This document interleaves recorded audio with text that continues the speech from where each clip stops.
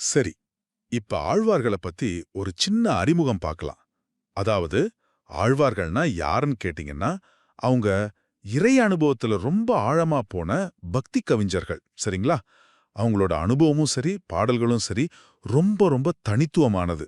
முதலாவதா, இப்ப நம்ம உலக வாழ்க்கையில பாத்தீங்கன்னா, உயிர் வாழ உணவு தாரம், உடம்புக்கு சத்து போஷகம், அப்புறம் நாம அனுபவிக்கிற சந்தோஷம், போக்கியம்னு 3 விஷயம் இருக்குல்ல. ஆனா ஆழ்வார்கள் என்ன பண்ணாங்க தெரியுமா? இது எல்லாத்தையுமே இறைவன்கிட்டயே பார்த்தாங்க. அவரே தாரம், அவரே போஷகம், அவரே போக்கியம்னு அவங்க உணர்ந்தாங்க.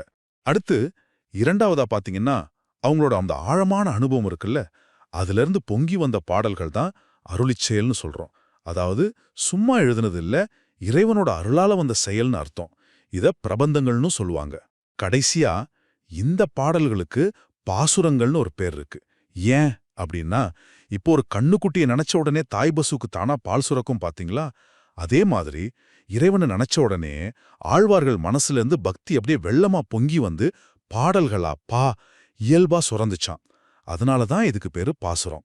ஆக சுருக்கமா சொன்னா, ஆழ்வார்கள்னா இறை அனுபவத்தோட ஆழத்தை உணர்ந்து, அத ரொம்ப இயல்பான உணர்ச்சிபூர்வமான பாடல்களா வெளிப்படுத்தினவங்க.